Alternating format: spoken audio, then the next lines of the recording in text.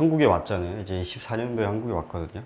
한국에 왔는데 처음에 이제 그 탈북민들은 뭐 아시는 분들은 다 알겠지만 이제 국정원에서 이제 조사를 한 3개월 동안 조사를 받아요. 이 사람이 간첩일 수도 있잖아요. 그쵸? 임무받고 올 수도 있으니까 조사를 받고 문제가 없는 사람들에 한해 가지고 이제 또 3개월 사회 적응 교육이라는 걸 시켜요.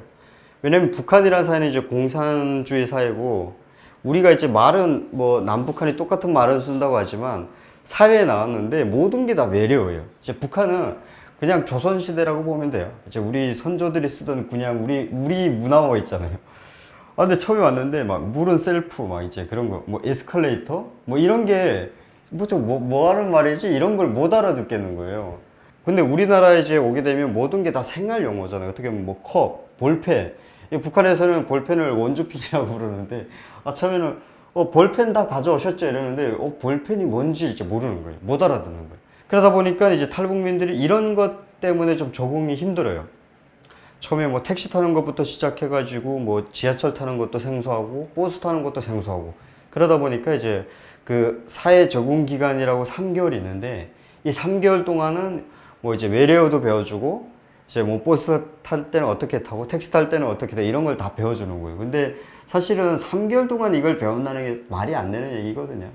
거기에 이제 딱 3개월 지나서부터는 한국에 딱 나오는데 이것도 이제 그 국민들이 좀 오해하는 부분이 있는 게 이제 뭐 집도 주고 돈도 많이 주고 뭐 이런 얘기를 많이 하거든요. 근데 많이 주진 않아요. 예. 그러니까 집을 주는 것도 아니고 이제 임대주택에서 살 수 있는 기회를 주는 거예요. 왜냐면 이게 헌법상에는 북한에서 오신 탈북하신 분들도 다 우리나라 국민이거든요. 그래가지고 한국에 왔을 때는 국적을 새로 주는 게 아니라 국적을 회복을 받아요. 북한 사람들은. 그러다 보니까 이때까지 못 받은 혜택을 이제 나라에서 주는 거예요. 그래서 LH 임대주택에서 2년 동안 살 수 있는 기회를 주고, 물론 공짜로 살긴 안 하겠죠. 이제 임대료도 내야 되고. 그리고 이제 또 뭐 6개월 동안은 기초생활수급자로 살 수 있게 해줘요.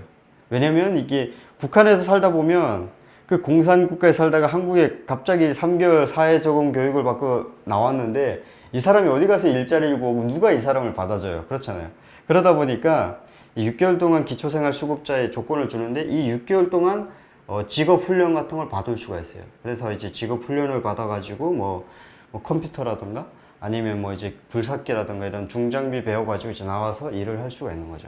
북한에서 대학교를 저는 이제 갈 수 있는 상황이 형편이 안 있어요. 왜냐면 북한이라는 사회는 대학교를 가려고 해도 일단 집에 돈이 많아야 되고, 그러니까 뭐 아버지나 엄마나 둘 중에 한 명이 일단은 권력이 있어야 돼요. 뭐 저희 같은 평민들은 대학교 갈 생각조차 못 하는 거죠. 근데 예외는 있어요. 그러니까 특별하게 이제 머리가 좋은 친구들 있잖아요. 막 우리가 이제 흔히 천재라고 하는 이런 친구들은 굳이 이제 집에 돈이 많지 않아도 데려가요. 왜냐면 얘는 쓸모가 있으니까. 근데 뭐 저는 그 정도지 머리가 안 좋다 보니까. 그래서 이제 한국 와서는 저도 이제 살짝 꿈이 있었었거든요. 저는 이제 경찰을 좀 꿈꿨었거든요. 그러니까 제가 성향이 살짝 그래요. 이게 제가 어릴 때부터 그랬다고 했잖아요. 이제 남들을 도와주고 싶고 그러니까 제 성향이 그런 것 같아요. 그러면 이제 경찰을 해야 되겠다 해서 이제 제가 그 동국대학교 경찰행정학과에 그 재외국민 특별 전형이 있는데 여기 이제 시험을 보고 그리고 이제 면접을 보고 나서 최종 이제 합격을 했어요. 제가 그때 한 6개월 동안 공부를 준비를 했었던 것 같아요. 제가 북한에서 러시아어를 배우다 보니까 영어를 진짜 알파벳부터 다시 시작을 했었거든요. 재단 같은 데서 이제 우양재단이라고 있는데 이 재단에서 이제 탈북민들한테 그 파고다 학원의 그 수강료를 한 80%인가 지원해주는 그런 프로그램이 있었어요.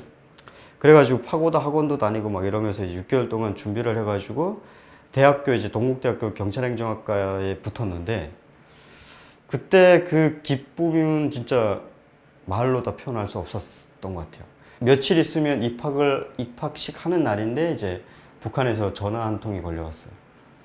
이제 저희 엄마랑 저희 동생은 아직 북한에 있는데 이제 저 때문에 다 이제 끌려간 거죠. 잡혀간 거죠. 그러니까 그 소식을 들었을 때 이제 내가 과연 공부를 하고 내가 내 꿈을 위해서 공부를 하고 있는 게 맞는 걸까라는 그런 좀 혼란이 좀 많이 생겼던 것 같아요.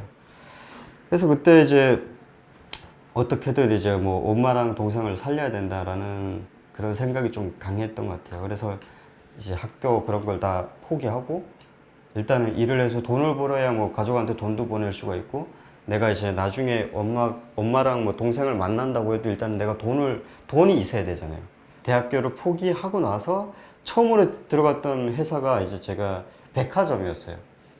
그것도 이제 신세계 백화점이었는데, 진짜 아무리 내가 공부를 많이 했다고 해도 이게 뭔가 그때는 이제 북한 사투리도 엄청 많이 했었고, 그러니까 백화점에 처음 갔는데 이제 그 외래어가 너무 많으니까 그 고객들이 이제 백화점에는 제가 이제 보안팀에 입사를 했었거든요.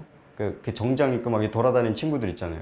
한국 친구들도 너무나 힘들어가지고 퇴사하는 데를 제가 들어갔는데 처음에 적응하기가 너무 힘든 거예요. 이게 그러니까 제가 이제 북한에서 언제 뭐 이런 사회생활 같은 거 해본 적이 없잖아요. 특히 회사 생활 같은 경우에는 막 이제 선배, 선후배 그런 것도 엄격한데, 두 번째로는 이제 그 고객들이 물어봤을 때 내가 대답할 수 있는 말들이 많이 없는 거예요.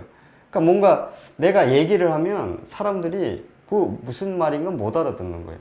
그러니까 그때는 이제 북한 사투리가 많다 보니까 저희 쪽 지방 사투리로는 엿없이라고도 불러요. 엿없이라고 하니까 지금 혹시 몇 시 됐어요? 이렇게 물어보는 고객한테 아, 엿없이요. 이러니까 엿없이가 뭐예요? 이러는 거예요.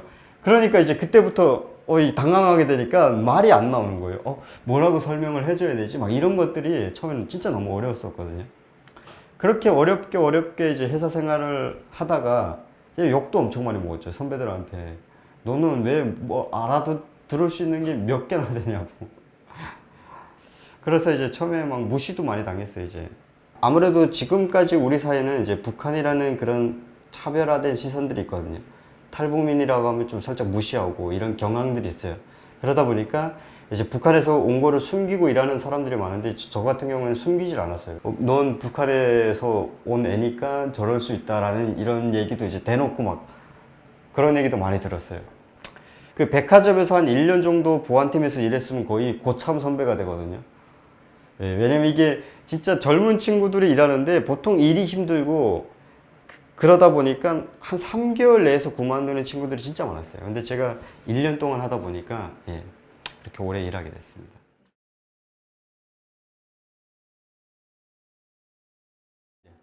그래서 이제 백화점에서 제가 1년 정도 일하다가 이게 그때 당시에는 이제 서비스직이 월급이 너무 작았어요. 이제 뭐 170, 막 180 이렇게밖에 안 됐었거든요. 그러다 보니까 이제 일단 나는 이제 가족을 위해서 돈을 많이 벌어야 되잖아요. 그래가지고 돈을 많이 벌 수 있는 직업이 뭐가 있나 막 찾아보다 보니까 그 막 물류회사 같은 데 가면 월급을 되게 많이 주더라고요. 물류회사 가면 250만 원 주더라고요. 안 갈 이유가 없잖아요. 그래가지고 제가 이제 지방 그 충남 서산이라는 곳에 가서 물류회사 가서 일을 하게 됐거든요. 근데 이게 물류회사라는 것도 되게 힘든 일이에요. 그러니까 일단은 월급을 많이 준다는 거는 그만큼 일할 사람이 많이 없으니까 많이 주는 거거든요. 갔는데 거의 젊은 친구들은 한 명도 없고 제가 유일하게 젊은 20대 초반이었고 대부분 다 이제 나이가 있는 중년 분들이셨거든요.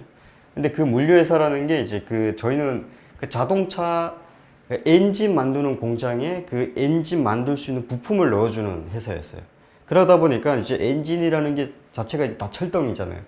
이게 그 박스에 한 10개 정도 박스를 쌓으면 거의 한 100kg 넘어요. 이런 거를 이제 그 차에 그 큰 차 있잖아요. 트럭, 5톤짜리 트럭에 그거를 그 엄청 무거운 그 이제 막 베어링이라던가 이런 볼트 같은 거를 그 차에 가득 채워가지고 가서 그 공장, 현대자동차 공장에 가서 납품을 해가지고 그걸 다 넣으면 이제 내려오면 퇴근하는 그런 일이다 보니까 이게 거의 뭐 어떻게 보면 힘쓰는 일인 거죠. 그래서 한 1년 정도 물류회사에서 일하다 보니까 이게 물류 그 돌아가는 시스템을 알게 됐잖아요. 알게 됐는데 어느 날 갑자기 이거는 내가 직접 해도 돈을 벌 수 있겠구나라는 생각이 딱 드는 시점이 있었어요.